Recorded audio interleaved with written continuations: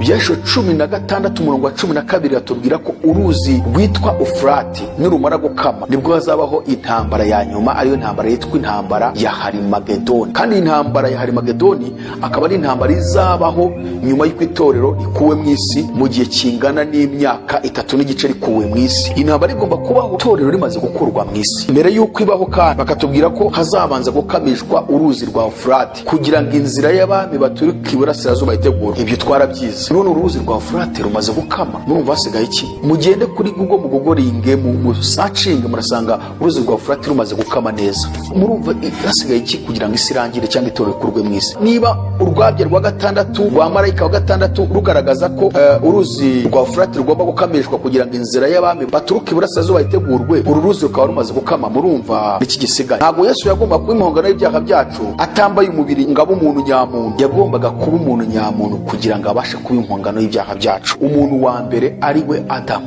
yahindutse ubugingo buzima, ngo naho Adamu wa nyuma ahinduka umwuka utanga ubugingo. Adamu wa mbere ninde? Adamu wa nyuma ninde? Adamu wa mbere nuriya dusanga mu ngobyi ya Edeni. Imana yambejejemo ibiti by'ubwoko butatu. Hari harimo igiti cy'ubugingo, hakabamo ibiti by'imbuto ziribwa, hakabamo n'igiti cy'ubwenge bumenyesha icyiza n'ikibi. Byari biri muri iriya ngobyi. Ubundi icyaha gikorwa mu buryo bubiri. Icyaha ni ugukora iby'Imana yakubujije gukora. Icya kabiri, icyaha ni ukudakora iby'Imana igutegeka gukora. Adamu ntiyakoze iby'Imana yamusabaga gukora. Kabiri, Adamu yakoze iby'Imana yamubujije gukora. Imana yasitandukana nawe, hagati ye n'Imana hajemo umworera munini. Communication yagiranaga n'Imana, ubumwe, ubusaba, relationship hagati ye n'Imana yisivamo. Nta busabane bwongeye kuba, yahise atandukana n'Imana. Ubu tugiye kureba rero definition y'urupfu. Imana yamubwiye ngo naryaho no gupfa azapfa. Ese amaze kuryaho yarapfuye koko? Kubera ko ubuzima bw'umuntu ni ubumana muri we. Iyo udafite Imana muri wowe nta buzima uba ufite. Mu yandi magambo na garanti uba ufite, kuko garanti y'umuntu ni ubumana muri we. Bibiri ivuga ko Imana yahozeho kandi ro kandi zahoraho. Imana ntipfa, Imana ntisaza, Imana ntigira garanti. Umuntu wese ufite Imana muri we nawe afite ubuzima bw'iteka muri we. Adamu na Eva batarakora icyaha nta garanti bari bafite ubuzima bw'iteka ryose. Adamu na Eva bamaze gukora icyaha bagize garanti, haba mu ruhande rw'umwuka no mu ruhande rw'umubiri. Adamu yahawe ibihano 6, Eva ahabwa ibihano 4, inzoka ihabwa ibihano 5. Byose tubisanga mu gice cya 3. Igihano cya 6 rero yaramubwiye ngo uri umukungugu mu mukungugu niho wavuye kandi ni naho uzasubira. Yaba Yesu atari umuntu nyamuntu ntabwo yagombaga kuba ari Adamu. Bibiliya ari kumwita ikindi kintu, ariko Bibiliya yavuze ngo nawe ni Adamu wa nyuma nkuko ariho Adamu wa mbere, kuko Bibiliya igaragaza ko Adamu bisobanura umuntu. None Yesu nawe yiswe Adamu cyangwa se ni Adamu, bivuga ngo nawe ni umuntu. Rero ubumuntu bwa Yesu buruzuye neza, ni umuntu 100%. Yasonzaga nk'uko abantu basonza, Yesu yarababaye nk'uko abantu bababara, Yesu yarananirwa nk'uko abantu bananirwa, Yesu yagomba gukora icyaha nk'uko abandi bagikora, ariko kubera ko icyamuzanye mu isi ari ugucungura umuntu kuko yakoze icyaha, Yesu yabayeho mu buzima bwa kimuntu ariko aharanira kudakora icyaha kugira ngo yerekane ko bishoboka ko uri umuntu wabaho mu buzima budakora icyaha. Hari abantu benshi bakunda kuvuga ngo ariko ngo ntabwo bishoboka ko umuntu ngo yabaho adakora icyaha. Ubwe yikoreye ibyaha byacu mu mubiri we, abibambanwa ku giti. Kuvuga ngo wa Yesu wose ari ukozwe muri matsiyeri y'ibyaha. Mbega n'uyu mubiri tuvukana, uyu wacu wakavukire w'ibyaha, niwe Yesu yavutse yambaye, niwe Yesu yari afite umubiri nk'uyu twambaye, uyu nguyu w'ibyaha w'intege nkeya. Azatujyana muri amazu meza yaduteguriye, nitugerayo tuzahora turiri, tuzaba kumwe na Eliya, tuzaba kumwe na Abrahamu, tuzahora turimba ushimwe mwami. Reka twongere dusuhuza abadukurikiye mwese, mufata akanya mugakurikira ubutumwa bwiza butambuka kuri AYALONI TV muri hirya no hino diaspora mwese muri mu bihugu by'Uburayi. Turababona benshi mudukurikira, abari muri Amerika, muri Aziya, abari muri Australia, mwese turababona kandi turabasabira umugisha w'Imana, ndetse tunasaba Imana kugira ngo ikomeze ibane na buri wese, kandi tubwira wowe babaye ngo ntabwo ariko bizahora kwa mutegereza bose. Komeza wiringira Imana kandi ntuteshuke ku nshingano y'urugendo rujya mu ijuru. Komeza urugendo, wiringire Yesu, natwe turagufasha gusenga kuko ahari kurira kwararira umuntu nijoro, ariko bwacya mu gitondo impundu zikavuga, kandi nta gahora gahanze niko bavuga. Turasuhuza rero mwese mwaramutse, mwiriwe, mugira umugoroba mwiza, kuko tuzi ku isi yose hamwe babwije, ahandi ari ku manywa, ahandi yabigeze mu gicuku, abandi yabigeze nimugoroba. Impamvu Yesu yavuze ko kuza kwe hamwe bizaba ari nimugoroba, ahandi ari mu ijoro, ahandi ari mu gicuku, ahandi umuseke utambitse. Reka dusuhuze mwese rero mugubwe neza aho muri. Turasaba umuntu wese udukurikiye bwa mbere gusharinga ubutumwa kimara kubwumva. Tugiye kuganira ku bintu bikomeye cyane, tugiye kuganira kuri Yesu. Turavuga ku birebana no kuvuga kwa Yesu, niba yari umuntu cyangwa atari umuntu. Ese Yesu yambaye umubiri w'umuntu ntiyaba umuntu? Ese ari mu isi yari Imana koko? Bibiri bivuga iki? Ese kuvuga kwa Yesu ni ukuhe? Kugira ngo bamenye Yesu yavutse ati. Imana iha agaciro cyane kuvuga kwa Yesu, iha agaciro cyane ubutumwa yavuze, iha agaciro cyane gupfa kwe, iha agaciro kuzuka kwe, iha n'agaciro kuzagaruka kwe. Ariko tukiri mu gutangira, nuko ikintu Imana ihaye agaciro kurusha ibindi nuko Yesu yakijije umunyabyaha.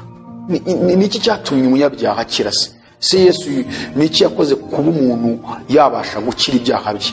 Tushaka kubanza kureba inkomoko y'icyaha, n'icyaha icyo ari cyo, na misiyo yazanye Yesu mu isi, kugira ngo tuze kwerekana ubumuntu bwa Yesu, kuvuka kwa Yesu, niho abantu bari bubyumve neza. Nuko tumenye icyaha, uwazanye icyaha, n'icyazanye Yesu mu isi. Bibiliya igaragaza ko hariho icyaha hakaba n'ibyaha.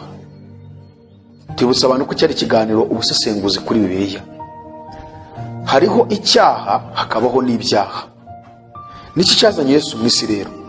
Yaje kudukiza icyaha? Ese yaje kudukiza ibyaha? Noneho icyaha ni iki, ibyaha ni iki? Kugira ngo abantu barusheho kumenya, noneho tumenye neza kuvuga kwa Yesu no kwambara umubiri kwe. Reka dusenge Imana kugira ngo ibane natwe muri kino kiganiro, kandi irusheho gufasha buri muntu wese abasha gusobanukirwa icyo Imana ivuga mu ijambo ryayo. Nyakubahwa mu gihe dukunda, turakwinginze kugira ngo ubane natwe aka kanya, kandi tubabarire ibicumuro byacu, tubare gukiranirwa kose, kugira ngo tubashe guhinduka akanwa kawe. Kandi ubutumwa bwiza ugiye kutunyuzamo, reka bubere umucyo ababwumvise kandi barusheho gusobanukirwa no gukura mu by'umwuka. Turagushimira ko mushe gusenga mu izina rya Yesu, amen.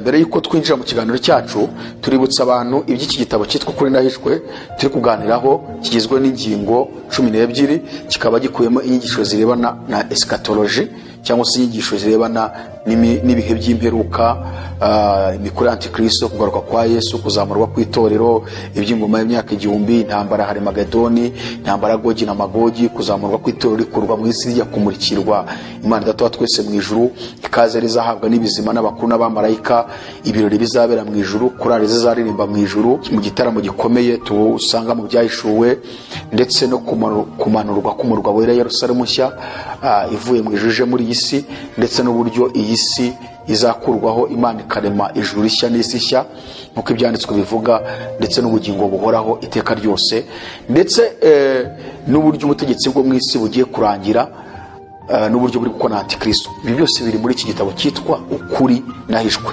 Mandi magambo, warabihishwe kuko mu madini ntabyo ukuramo, ariko twateguye iki gitabo kugira ngo ubashe gusobanukirwa iyo utigishijwe mu madini ubikure muri iki gitabo.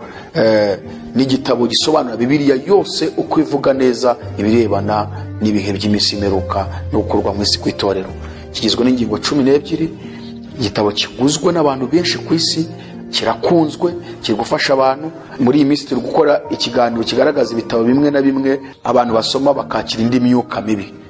Hari umuntu duherutse gutumira, yarabisobanura igitabo yasomye, yakira imyuka mibi kugeza ubwo ahangaye na Satani, atangiye no kumva ijuru rya Satani.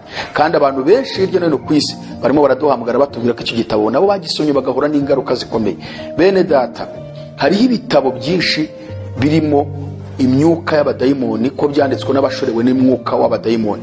Nkuko ijambo ry'Imana muri Bibiliya ritubwira yuko abanditse Bibiliya bari bahomekewe n'umwuka wera, ni nako hari abantu bandika ibitabo ariko badahomekewe n'umwuka w'Imana, ahubwo bahomekewe n'imyuka mibi y'abadayimoni cyangwa se umwuka wa Satani. Iyo dusomye mu rwandiko rwa 2 rwanditswe na Petero, igice cya mbere umurongo wa 19 n'uwa 20 na 21, haravuga ngo nyamara rero dufite ijambo ryahanuwe rirushaho gukomera, kandi muzamukoze neza nimuryitaho,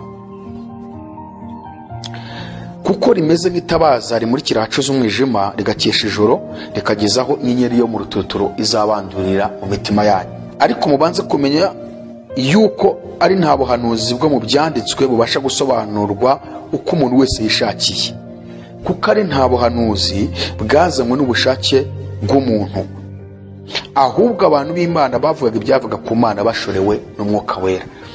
Nk'uko iki gitabo abacyanditse babaga bashorewe n'umwuka wera, niko hari n'abantu bandika ibindi bitabo nabo bashorewe n'umwuka w'umwijima wa Satani. Umuntu akaba yasoma igitabo agira ngo ari gusoma ibintu bizima, kumba arimo kwangiza ibitekerezo bye. Muri mayindi ye hari ibintu arimo kwakira by'imyuka mibi agiye gutangira guhangana nabyo. Ni muri ubwo buryo twabatumiriye umuntu agaragaza igitabo kimaze gusomwa n'abantu benshi ku isi. Igitabo we yisomeye ubwe ahita ahangana n'imyuka mibi, abona atangira kumva ijwi rya Satani, atangira kubona ibindi abantu batabona, abona aho yicaye habaye umwijima, kugeza ubwo iyo myuka yatatse n'umugore we n'abana be. Kandi icyo gitabo tumaze kumva abantu benshi baduhamagara nabo bisomeye bakavuga ko iyo myuka mibi bahanganye nayo. Ntabwo rero bari bamenye impamvu yabyo, ahubwo bahise bamenye yuko burya imyuka bagiye bangana nayo ari kiriya gitabo basomaga. Hari ibitabo byinshi rero byandikwa n'abakozi ba Satani kandi bikitirirwa iyobokamana, none abantu bakabisoma bagira ngo barimo gukuramo ibintu by'ubumenyi bw'iyobokamana, kumbe hari indi myuka barimo barakira. Ikitonderwa, mwitondere gusoma ibitabo ibyo byose. Musome ibitabo muzi byanditswe n'abantu b'Imana ariko bari kwirefera mu ijambo ry'Imana, kandi mubizi neza yuko bafite ubuhamya bwiza, kandi mukamubona ubutumwa bavuze bwarakije abantu benshi bagahinduka abana b'Imana. Ibyo bitabo ari byo musoma. Mwirinde gusoma ibitabo ibyo byose n'ibyanditswe n'abakozi ba Satani ngo murashaka kwereka abantu ko hari umuntu wanditse igitabo kirimo ibi n'ibi n'ibi. Bene data, reka tuburire abantu ibi nabyo hajemo uburyo bwa Satani bwo kugira ngo abantu aho kwigishwa ubutumwa bwiza bigishwe imikorere ya Satani. Ikindi kandi n'ababisoma nabo buriya hari uburyo batakwa n'indi myuka batabizi, kandi byanga byakunda hari ingaruka bazagenda babona kuko bagiye basoma ibitabo bitari byiza. Rero ni muri ubwo buryo twabateguye iki gitabo ukuri nahishwe, gisobanura inyigisho za eschatology, ibirebana n'imisi imperuka n'inyigisho z'ibinyoma ziriho, imikorere ya antikristo mu bihe bitatu, uko yakoze, uko ari gukora n'uko azakora nyuma y'itorero rivuye mu isi. Ibi rero twarabyize, twatugeze ku ngingo ya 7 ariyo dushaka komerezaho, ariko ubu aka kanya tugiye kuganira kuri topiki twababwiye. Reka turambure Bibiliya dusome ijambo ry'Imana, urwandiko rwandikiwe Abaheburayo igice cya 2, dusome umurongo wa 14 kugeza ku murongo wa 18. Turasoma no mu Bakorinto kugira ngo tubashe kuganira. Umurongo wa 14 mu Baheburayo 2:14 kugeza 18 haravuze ngo nuko rero nkuko abana bahuje umubiri n'amaraso niko nawe ubwe yahuje ibyo nabo. Ahantu no kwitondera cyane, nkuko abana bahuje umubiri n'amaraso ngo niko Yesu nawe ubwe yahuje ibyo nabo. Bivuze ngo Yesu mu buzima yabayemo mu nda ya Mariya, ibyamubayeho no kwambara umubiri ko akaza mu nda ya Mariya kwari kugira ngo ahuze umubiri n'amaraso nkuko abana bahuza umubiri n'amaraso mu ruhande rw'umubiri, ntago ari ibintu byo mu mwuka. Haravuze ngo nukorere nkuko abana bahuje umubiri n'amaraso niko nawe ubwe yahuje ibyo nabo. Ntabwo ushaka kubitandukanya ngo uvuge ngo Yesu ngo ko yinjiye mu nda ya Mariya ngo mu buryo bw'umwuka ngo bishatse kugaragaza ko ngo nyine yavutse ngo mu buryo bw'umwuka nanone, cyangwa se ngo nkuko yinjiye niko yasohotse, ngo kandi ngo nahana ahuriye n'umubiri, ngo nahana ahuriye n'amaraso. Bibiliya y'ubwayo iri claire, irabigaragaza neza ko Yesu yambaye umubiri n'amaraso by'umuntu nyamuntu. Niyo mpamvu mu kiganiro twakoranye na Yusufu twasobanuye tugaragariza ko Yesu, Bibiliya igaragaza ko yari umuntu 100%, kuko Bibiliya bigaragaje ngo nuko rero nkuko abana bahuje umubiri n'amaraso niko nawe ubwe yahuje ibyo nabo, kugira ngo urupfu rwe aruhinduze ubusa ufite ubutware bw'urupfu ari we Satani, abone uko abatura abahoze mu bubata bwo gutinya urupfu mu kubaho kwabo kose. Kandi rero tuzi ko atari abamarayika yatabaye keretse urubyaro rwa Aburahamu. Mandi magambo, iyo abari abamarayika Yesu ntari kwambara umubiri, ariko ko yaraje gucungura no gukiza urubyaro rwa Aburahamu, ni mu ruhande rw'umubiri nawe yagomba kwambara umubiri, akagira umubiri wa nyawo. Ntago ari ibintu byo mu mwuka nk'uko Islam ivuga ngo ngagiye no kubambwa ngo yasohotse mu mubiri ngo bababaza umubiri. Hari nubwo banavuga ngo wa wundi wikoreye umusaraba we ngo niwe wabambwe ngo Yesu ngo yari yagiye. Hano umurongo wa 14 ngo aravuze ngo nicyo cyatumye yarakwiriye gushushanywa na bene se kuri byose. Nicyo cyatumye yarakwiriye gushushanywa na bene se kuri byose. Kuri byose ntabwo ari kimwe si bibiri, ni kuri byose. Kubera ko yarakwiye gushushanywa na bene se kuri byose, hari ibintu bitatu batwereka yagomba gucamo cyangwa se kuba byo. Icya mbere ngo nukugira ngo abe umutambyi mukuru w'imbabazi. Icya kabiri nukugira ngo abashe gukiranuka ibyananiye umwana w'umuntu we abishobore kandi ari umuntu, agaragariza abantu ko bishoboka ko ushobora gukiranukira Imana kandi ukayikiranukira wambaye umubiri w'umuntu kandi ukabaho nta cyaha ukora. Kubw'iyo mpamvu rero ngo yagomba gushangwa na bene se kuri byose, umubiri, amaraso, akaba umuntu nyamuntu, ngo kugira ngo abashe kuzuza bino bintu bitatu Imana yerekane ko bishoboka ko umuntu yabishobora. Icya mbere ngo nukugira ngo abe umutambyi mukuru w'imbabazi. Icya kabiri ngo nukugira ngo abashe gukiranukira Imana. Icya gatatu nukugira ngo abe impongano y'ibyaha byacu. Ntabwo Yesu yagomba kuba impongano y'ibyaha byacu atambaye umubiri ngo abe umuntu nyamuntu. Yagombaga kuba umuntu nyamuntu kugira ngo abashe kuba impongano y'ibyaha byacu. hanyuma umurongo wa 18 gatatu tubwira ngo rero kuko ubwo yababajwe no kugeragezwa ubwe abasha no gutabara abageragezwa bose. Twagiye mu rwandiko Paulo yandikiye abakorino rwa mbere ibice 15 umurongo wa 45.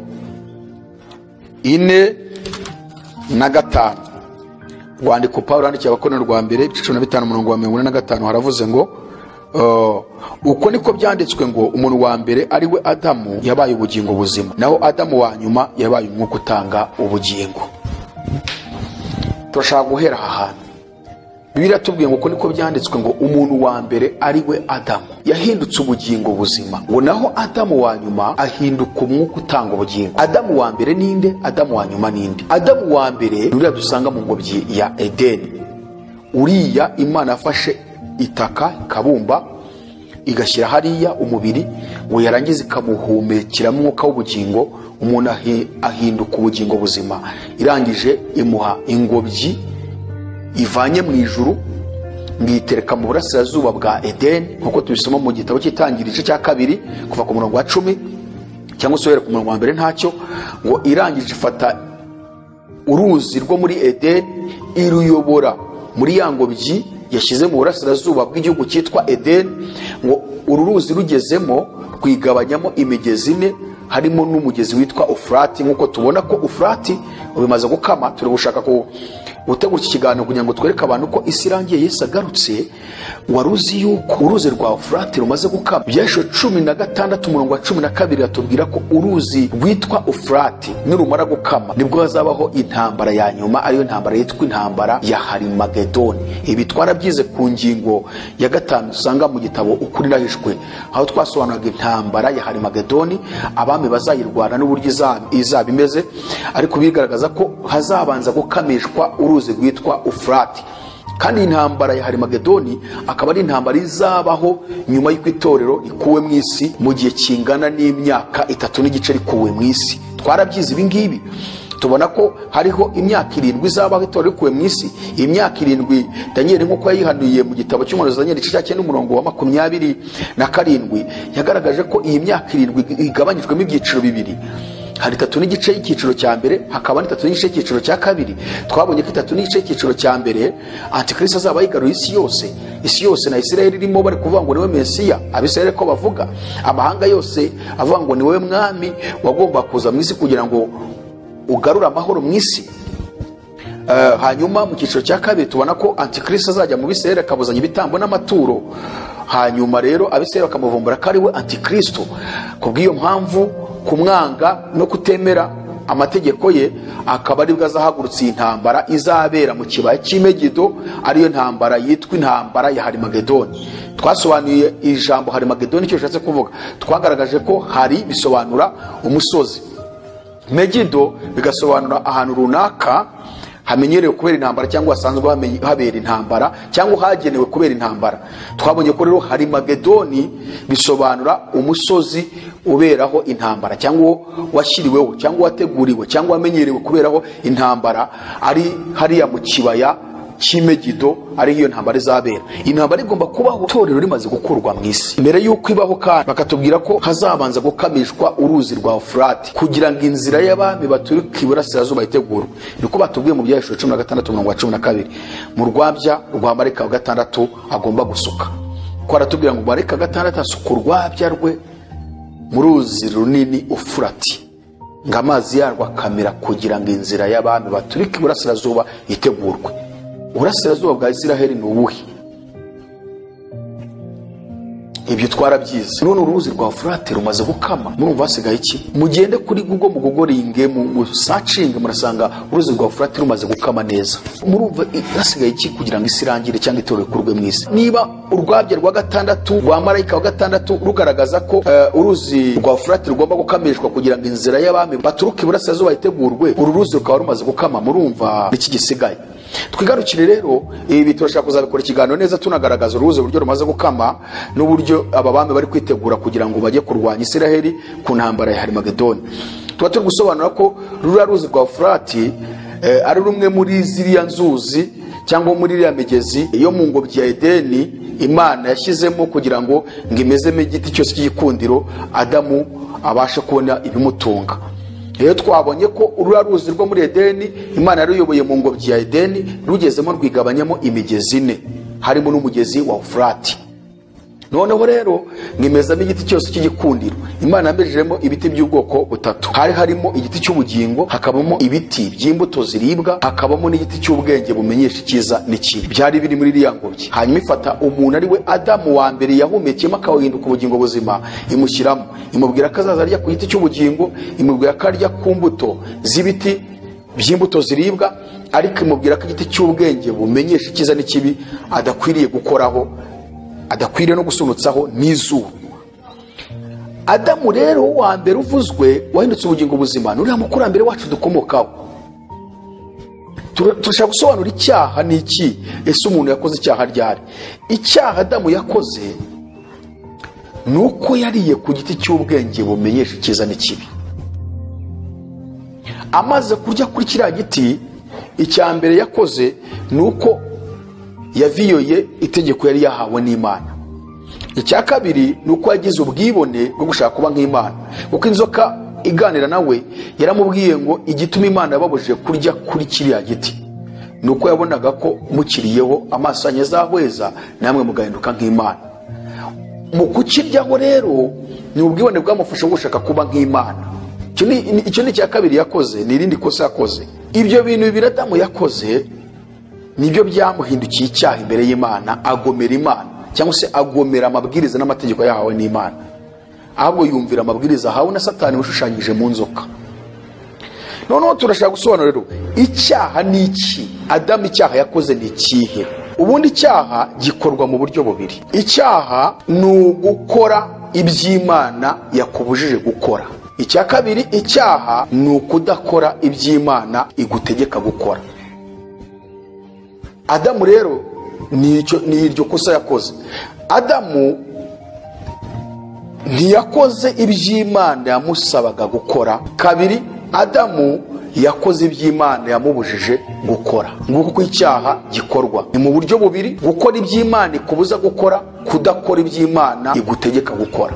Kuko Adamu amaze gukora rero kosa yabujijwe gukora, Imana yesi itandukana nawe. Hagati ye n'Imana hajemo umworera munini, hajemo urusika, bituma communication yagiranaga n'Imana, ubumwe, ubusaba, relationship hagati ye n'Imana yahise ivamo. Nta busabane bwongeye kuba, yahise atandukana n'Imana. Ese Adamu na Eva bamaze gukora iki cyaha, ko Imana yababwiye ngo nibamara kurya kuri kiriya giti no gupfa bazapfa, barapfuye koko? Dushaka kureba niki cyazanye Yesu mu isi, ariko tugomba kubanza kumenya icyaha icyo ari cyo, nicyo cyazaniye umuntu ari we Adamu. Kuko Adamu bisobanura umuntu, ingaruka zabayeho amaze gukora icyaha, nkuko Imana yabimubwiye. Yamubwiye ngo naramuka ariye kuri kiriya giti gupfa azapfa. Ese amaze kukiryaho agakora kiriya cyaha tubonye, yarapfuye koko? Abantu benshi twagiye tuganira nabo, ugasanga bamwe bati oya, ntabwo yapfuye kuko yamaze imyaka 961, ndumva ari n'umwe nibatari n'ibiri. Abandi bati oya, Adamu yarapfuye mu buryo bw'umwuka. Uruhande nahagararaho Bibiliya igaragaza nuko Adamu yahise apfa mu buryo bw'umwuka. Ubu tugiye kureba rero definisiyo y'urupfu. Imana yamubwiye ngo naryaho no gupfa azapfa. Ese amaze kuryaho yarapfuye koko? Abantu benshi bibanda mu ruhande rw'umubiri, ariko urupfu Imana yavugaga cyane si urw'umubiri, ahubwo urupfu yavugaga ni urwo mu mwuka. Kubera ko ubuzima bw'umuntu ni ubumana muri we. Iyo udafite Imana muri wowe nta buzima uba ufite. Mu yandi magambo na garanti uba ufite, kuko garanti y'umuntu ni ubumana muri we. Bibiliya ivuga ko Imana yahozeho kandi iriho kandi izahoraho. Imana ntipfa, Imana ntisaza, Imana ntigira garanti. Umuntu wese ufite Imana muri we nawe afite ubuzima bw'iteka muri we. Iyo rero nta bumana buri muri wowe, n'ubundi nawe nta bumuntu ufite. Mu yandi magambo nta buzima ufite. Ufite garanti, ufite igihe wagenewe ugomba kuviraho mwisi. Adamu na Eva batarakora icyaha nta garanti bari bafite ubuzima bw'iteka ryose. Adamu na Eva bamaze gukora icyaha bagize garanti, haba mu ruhande rw'umwuka no mu ruhande rw'umubiri. Kubera iki? Nuko mu mwuka bahise bapfa, guhoraho iteka ryose byahise birangira.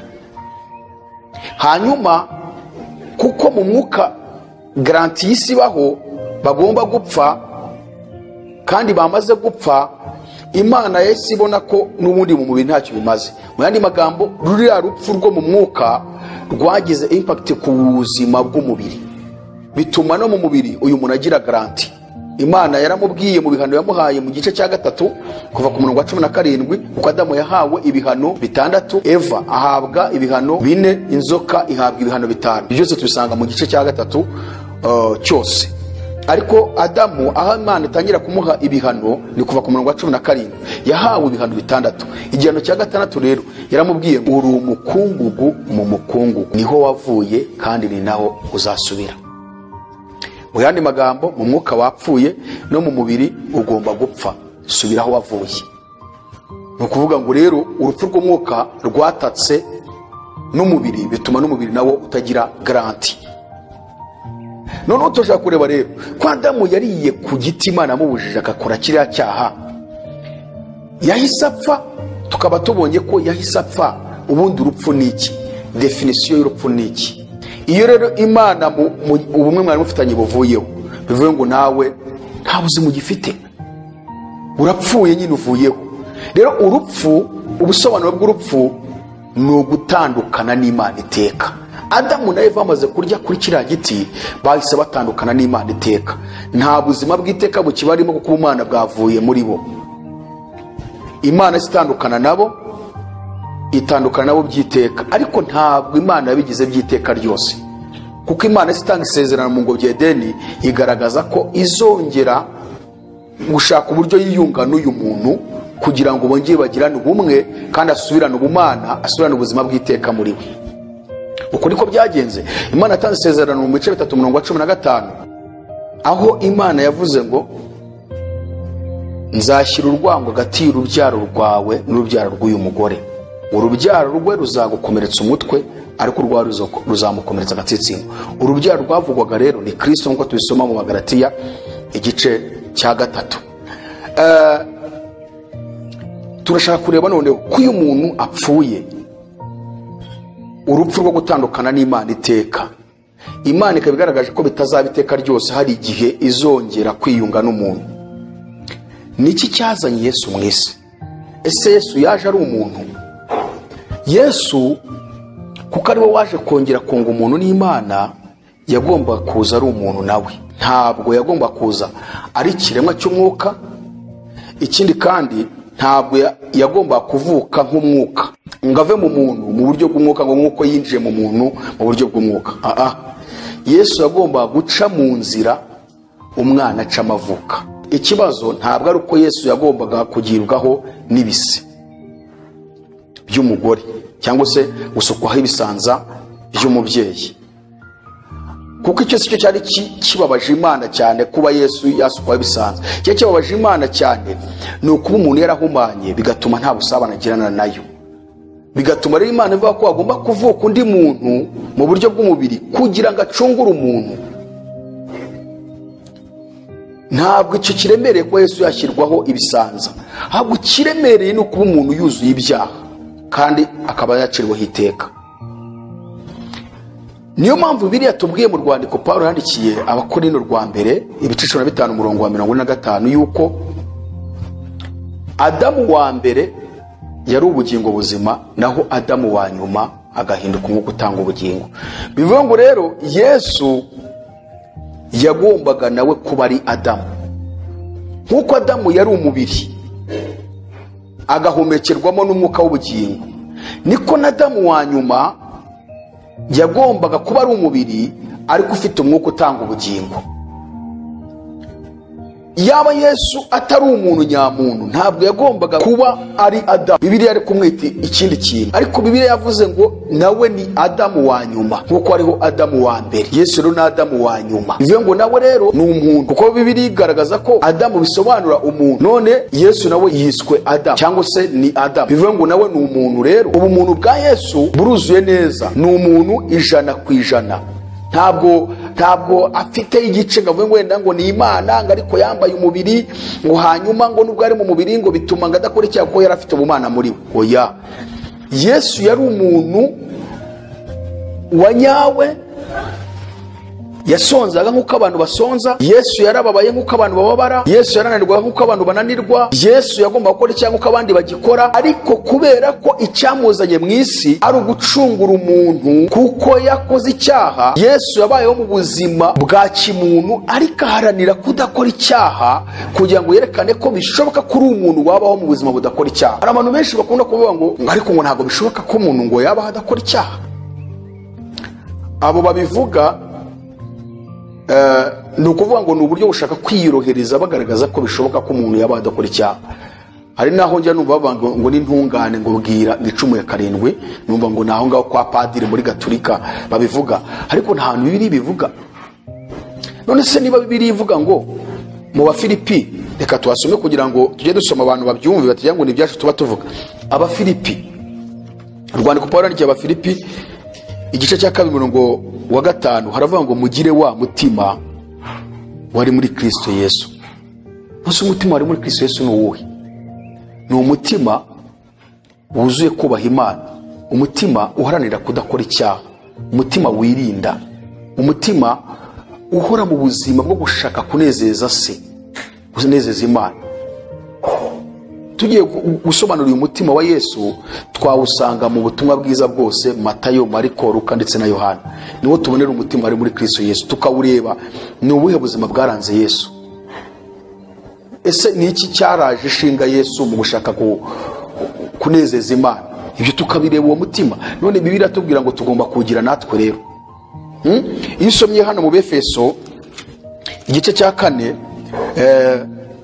umurongo wa 11 ndageza ku murongo wa 15 haravuga ngo nuko aha bamwe kuba intumwa ze, n'abandi kuba abahanuzi, n'abandi kuba ababwiriza butumwa bwiza, n'abandi kuba bungere n'abigisha, kugira ngo abera batunganirizwe rwose gukora umurimo wo kugabura iby'Imana no gukomeza umubiri wa Kristo, kugeza ubwo twese tuzasohora kugira ubumwe bwo kwizera no kumenya umwana w'Imana, kandi kugeza ubwo tuzasohora kuba abantu bashyitse bageze ku rugero rushyitse rw'igihagararo cya Kristo. Ese aha hantu urahumva? Wena nihuse gato ya 14 avuga ngo kugira ngo tudakomeza kuba abana duteraganwa n'imiraba, tujyanwa hirya no hino n'imiyaga yose y'imyigishirize n'uburiganya bw'abantu n'ubwenge bubi n'uburyo bwinshi bwo kutuyobya. Wena ngarukiye ku murongo wa 14, ariko umurongo wa 13 waravuze ngo kandi kugeza ubwo tuzasohora kuba abantu bashyitse bageze ku rugero rushyitse rw'igihagararo cya Kristo. Ese aha hantu muvandimwe waba humva ko bishoboka ko umuntu ashobora kugera ku rugero rushyitse rw'igihagararo cya Kristo? None se igihagararo cya Kristo ni iki? Nta handi wagisanga, ni mu butumwa bwiza Matayo, Mariko, Luka ndetse na Yohana. Ukamenya igihagararo Kristo yari ariho ni iki? Nuko birivuga yuko nubwo Yesu yari umuntu ariko nta cyaha yakoze, yari umuntu. Yesu yari umuntu, daje mbereke ukuntu bigaragaza ko yari umuntu. Ntabwo Yesu yari umuntu ngo abe yari Imana yambara umubiri ariko akomeza kuba Imana mu imbere kugira ngo adakora icyaha. Ntabwo Imana yaba yari ifite, ntabwo twavuga ko ngaho Imana yaba yaracunguye umuntu.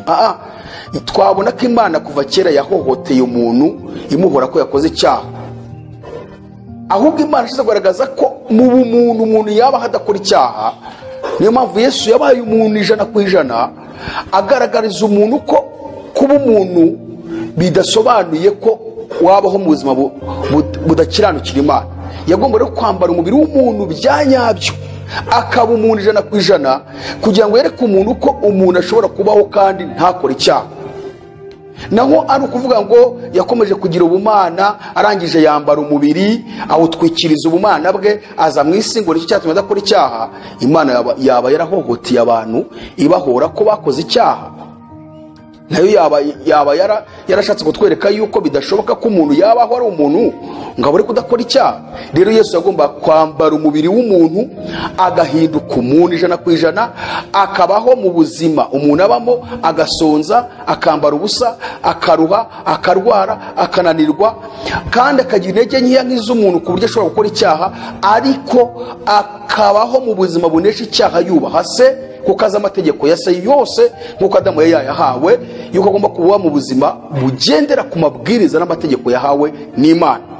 Niyo mpamvu Yesu agomba kuba umuntu 100% kugira ngo agaragariza umuntu ko bishoboka ko waba umuntu kandi ukabaho ukiranuka. Rero birashoboka ko twagira ku rugero rushyitse rw'igihagaro cya Kristo. Umuntu bihakana abahakanye iki gitabo cyitwa Bibiliya kirimo ijambo ry'Imana. Ubwo uwo muntu ntagakwiye kuba umukristo. Umuntu wese uhakana ko umuntu ashobora kuba mu buzima adakiranuka akagira ku rugero rw'igihagaro cya Kristo, uwo nguwo ni antikristo, kuko ntiyemera icyo Bibiliya ivuga. Naho Bibiliya irabyemera ko umuntu ashobora gukiranuka akagira ku rugero rw'igihagaro cya Kristo. Rero Yesu ni Adamu, ntabwo yitwa Adamu. Ntabwo Imana yamuhaye izina ryitwa Adamu, ahubwo yabaye Adamu 100%, kuko twabonye ko Adamu bisobanura umuntu. Yesu rero yari umuntu, kuko Bibiliya yamwise ngo, Bibiliya yagaragaje ko Yesu ari Adamu waje guhinduka umwuka utanga ubugingo. Ariko yahindutse umwuka utanga ubugingo ryari? Ni igihe yari amaze kunesha mu isi, nta cyaha yakoze bigatuma apfa. Ariko kuko nta cyaha yakoze, kandi biravuga ngo yisomye Abaroma, reka wenda dusome Abaroma igice cya 8 kugira ngo byumvikane neza. Abaroma igice cya 8 duhere ku murongo nibuza wa 5 wa 6 wa 7. Baravuga ngo abakurikiza ibya kamere y'umubiri bita ku by'umubiri, naho abakurikiza iby'umwuka bakita ku by'umwuka. Umutima wa kamere utera urupfu, ariko umutima w'umwuka uzana ubugingo n'amahoro. Kuko umutima wa kamere ari umwanzi w'Imana, kuko tumvira amategeko y'Imana ndetse ntushobora kuyumvira. Erega burya abari mu butware bwa kamere ntibashobora kunezeza Imana. Urumva ko baravuze ngo umutima wa kamere utera urupfu. Yesu rero ntabwo yigeze agira umutima wa kamere. Yashatse yabayeho mu buzima bugira umutima w'umwuka, kuko baravuze ngo umutima w'umwuka uzana ubugingo n'amahoro. Aravuga ngo rega burya abari mu butware bwa kamere ntibashobora kunezeza Imana. Yesu Kristo yagize umutima w'umwuka, ntigeze agira umutima wa kamere. Umutima w'umwuka ni uwuhe? Nuko n'uyu munsi nanjye bishoboka ko nagira umutima w'umwuka, kuko umuntu ufite umutima w'umwuka unezeza Imana, ariko umutima wa kamere ukazana urupfu. Niyo mpamvu Yesu atigeze aheranwa n'urupfu, kuko iyo usomye mu Bakorintho ibice 15 umurongo, Abakorintho 15 umurongo wa 50, ndumva ari na 5, hagaragaza yuko icyaha ari urubori rw'urupfu. Mu yandi magambo, iyo ukoze icyaha uba wishyize mu rubori rw'urupfu. Yesu rero ko nta cyaha yakoze, nta rubori rw'urupfu rwari rumuriho. Niyo mpamvu nubwo yishwe mu mubiri, kuko nta rubori rw'urupfu afite rumuherana mu kuzimu, yarazutse. Ariko bidasobanuye ko atari umubiri nyamubiri, yari afite umubiri nyamubiri. Ariko kubera ko we nta cyaha yakoze, urubori rw'urupfu, wa mutima utera urupfu wa kamere, ntabwo wamubayeho. Niyo mpamvu kuzuka kwe cyabayeho, arazuka. Ariko Yesu ni Adamu, Yesu ni umuntu. Niyo mpamvu iyo tuvuze ngo Adamu, iyo tuvuze ngo yari 100% abantu benshi, oya ngo byanditse hehe? Aho byanditse naha dusomye mu Bakorintho urwandiko rwa mbere igice 15 umurongo wa 45, aho batubwiye ngo Adamu wa mbere yabaye ubugingo buzima, ariko Adamu wa nyuma yabaye umwuka utanga ubugingo. Urumva rero nibo batubwiye ngo na Adamu, kandi tukaba tuzi ko Adamu bisobanura umuntu, kandi umuntu wa nyawe bitariho igice cyangwa se ngo igice kimwe kibara umwuka ikindi kibara ubugingo. Kandi ko tuzi ko Adamu bisobanura umuntu, niba rero batuwe ko Yesu ari Adamu, nuko Yesu ari umuntu 100%. Ntabwo Yesu yabaye igice kimwe ngaha aba afite ubumana, ahandi aba afite ubumuntu. Iyo biba bityo Imana yari kuba n'ubundi yarahohoteye abantu, ibahora ibyaha bakora, kuko umuntu we kuva Adamu yakora icyaha, uyu mubiri wacu n'ubu n'igihe nkeya ukora ibyaha. Yesu yagomba kuwambara kugira ngo agaragaze ko nubwo uyu mubiri wahindutse w'intege nkeya, ariko ushobora kubaho udakora icyaha. Niki cyazanye Yesu mu isi rero? Nuko Yesu yaje kongera kunga umuntu n'Imana. Niyo mpamvu yagombaga kuba nawe ari umuntu, kugira ngo acungure abahoze mu bubata bwa Satani, abacunguje amaraso ye. Abaheburayo batubwiye ngo nk'uko abana bahuje umubiri n'amaraso, niko nawe ubwe yahuje ibyo nabo kugira ngo abone uko abatura abahoze mu bubata bwo gutinya urupfu mu kubaho kwabo kose. Yagombaga nawe kuba afite umubiri n'amaraso bihuje n'ibyo umwana w'umuntu afite. Umuntu uhakana iki kintu rero abahakanye icyo Imana yavuze. Kandi bene uyu nguyu mwumva ko Yohana yamwise. Kadusome urwandiko rwanditswe na Yohana rwa 2 igice cya mbere umurongo wa 7 n'uwa 8. Haravuze ngo kuko abayobya benshi badutse bakaza mu isi batemera ko Yesu Kristo yaje afite umubiri, uvuga atyo niwe uyobya kandi niwe antikristo. Ndasubiramo, kuko abayobya benshi badutse bakaza mu isi batemera ko Yesu Kristo yaje afite umubiri, uvuga atyo niwe uyobya kandi niwe antikristo. Niyo usomye urwandiko rwa Yohana rwa mbere igice cya 4 umurongo wa 2, reka rero duhera, haravuga ngo iki aba ari cyo kibamenyesha umwuka w'Imana. Umwuka wose uvuga ko Yesu Kristo yaje afite umubiri niwe wavuye ku Mana. Bibiliya yivuze ngo yaje afite umubiri, ntabwo ishatse kwerekana ko ari Imana yiyambitse ikote nk'uko nambaye ikote ariko mo imbere akiri Imana, yarangiza akiyambika ikote ryitwa umubiri ariko ari Imana. Ahubwo ubwe wese yari umubiri. Iki aba ari cyo kibamenyesha umwuka w'Imana. Umwuka wose uvuga ko Yesu Kristo yaje afite umubiri niwe wavuye ku Mana, ariko umwuka wose utavuga Yesu cyo ntiwavuye ku Mana, ahubwo ni umwuka wa antikristo, uwo mwumvise kuzaza kandi nanone umaze kugera mu isi. Aho murawumvise? Yesu yaje afite umubiri wa nyawo. Yesu yaje we ubwe ari umubiri, kuko Bibiliya isomye mu rwandiko rwa Petero rwa mbere igice cya 2 umurongo wa 24 hagaragaza umubiri wa Yesu ko warumeze. Haravuga ngo ubwe yikoreye ibyaha byacu mu mubiri we abibambanwa ku giti. Uvuga ngo umubiri wa Yesu wose ari ukozwe muri matsiyeri y'ibyaha.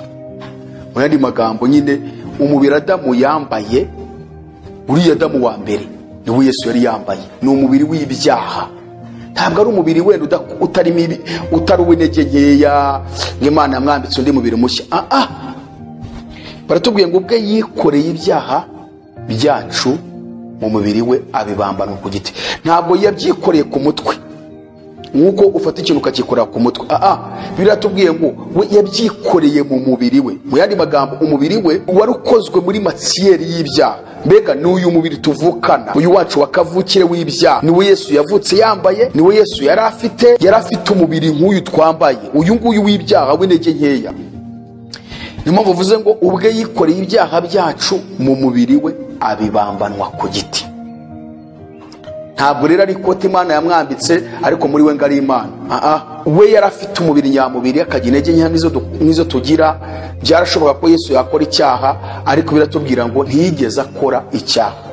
Mu yandi magambo nk'uko twabonye mu Efeso, birashoboka ko natwe twambaye umubiri dushobora kuba mu buzima budakora icyaha. Kubera ihe mpamvu ni uko birivuga ko iyo tumwemeye, Yohana cyo cyambere mu 12 ngo icyakora bamwemeye bose bakizera izina rye yabahaye ubushobozi bwo kuba abana b'Imana. Ubwo rero natwe turi ba Adamu ba nyuma, kuko Yesu ari Adamu wa nyuma utanga umwuka. Niba maze kwemera Yesu Kristo nkizera izina rye, nkaba mbyawe mvutse ubwa kabiri, nkahinduka umwana w'Imana. Ubwo nanjye rero nabaye Adamu wa nyuma, kuko bashatse kutwereka ko DNA ya Yesu ni kimwe n'iyanjye.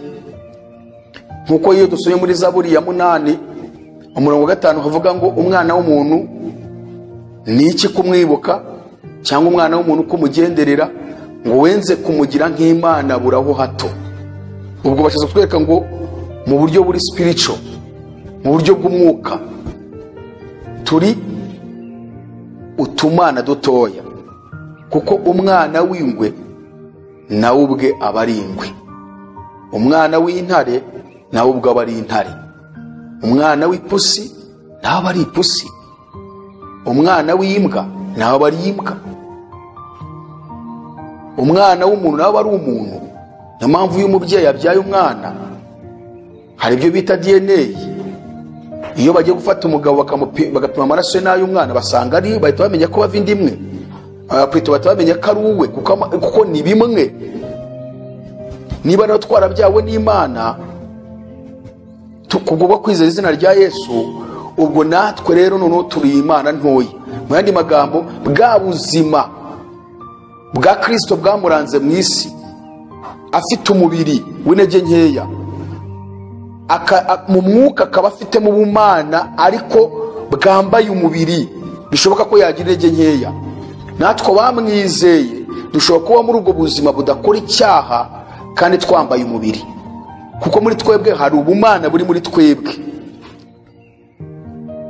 Birashoboka rwose.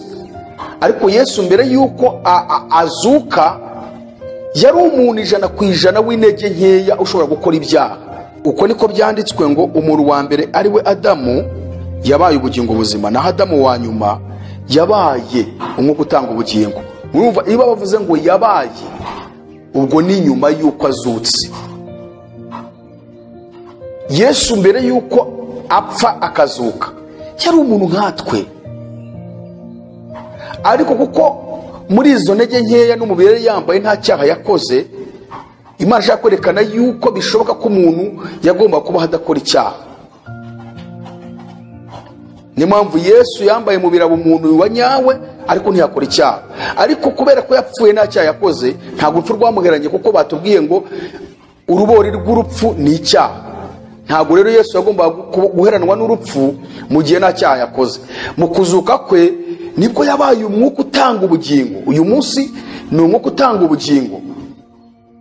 Iyo tumwizeye rero, natwe umwuka utanga ubugingo w'ubumana muri twe ubaho. Yesu rero urupfu rwe cyangwa se misiyo yamuzanye mu isi ni ukongera kunga umuntu n'Imana binyuze mu rupfu rwe no kuzuka kwe, kuko nta cyaha yakoze.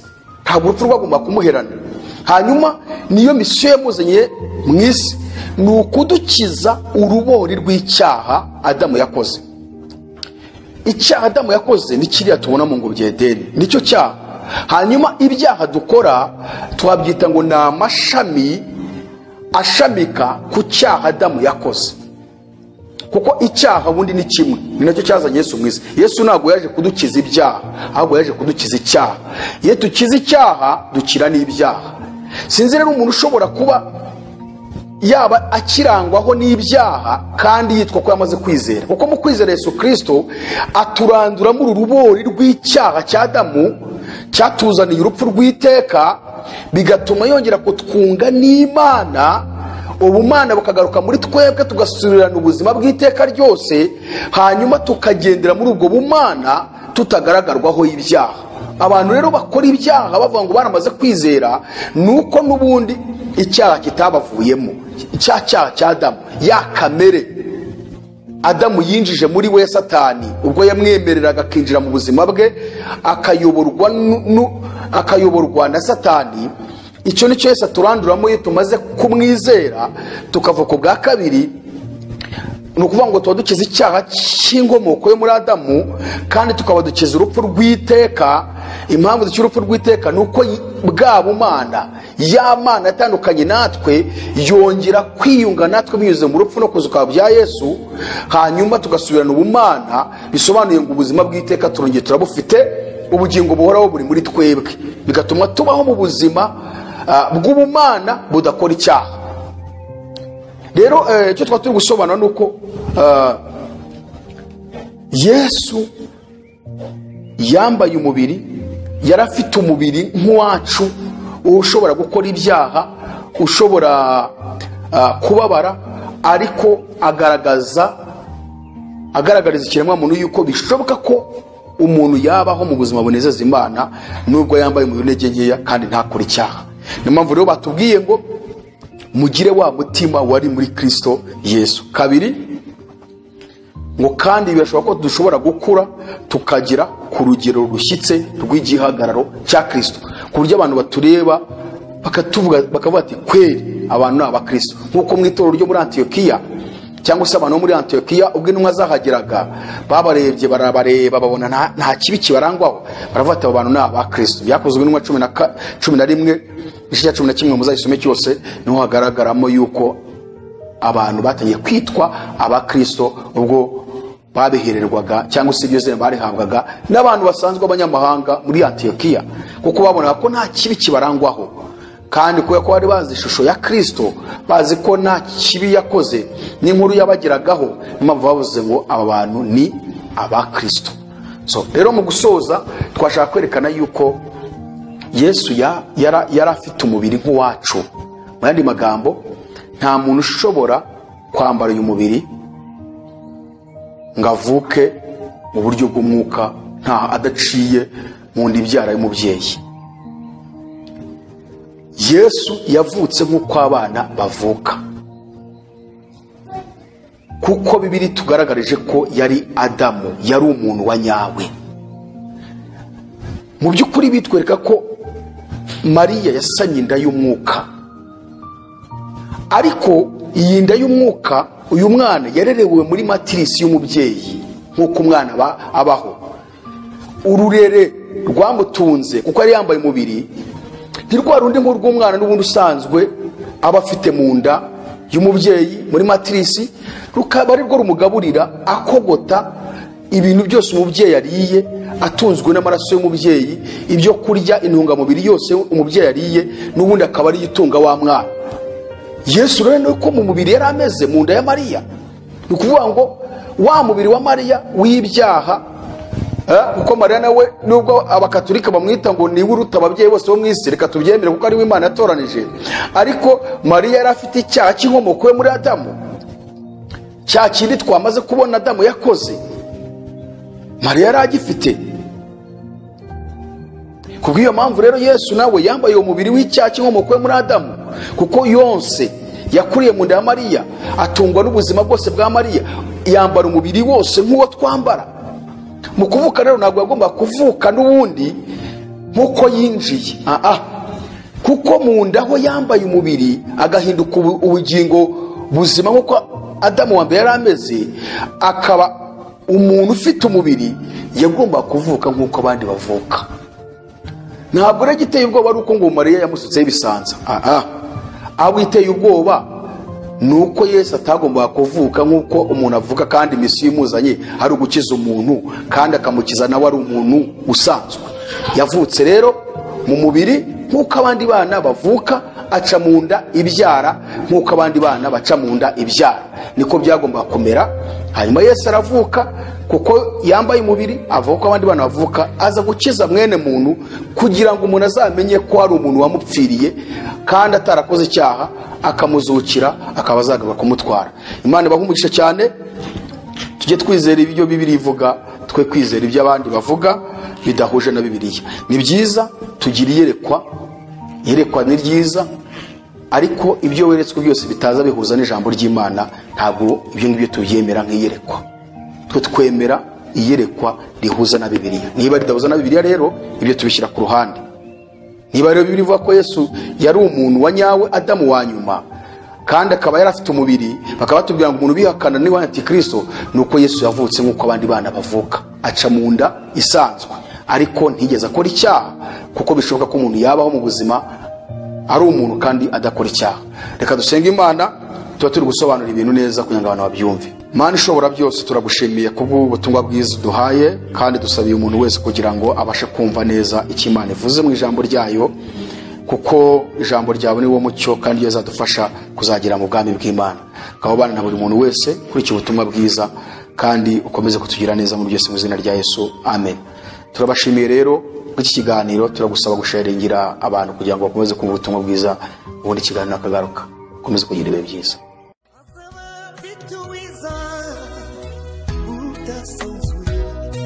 Azaba afite ingororano yo guhema buri wese, guhana n'imirimo yakoreye hano ku isi.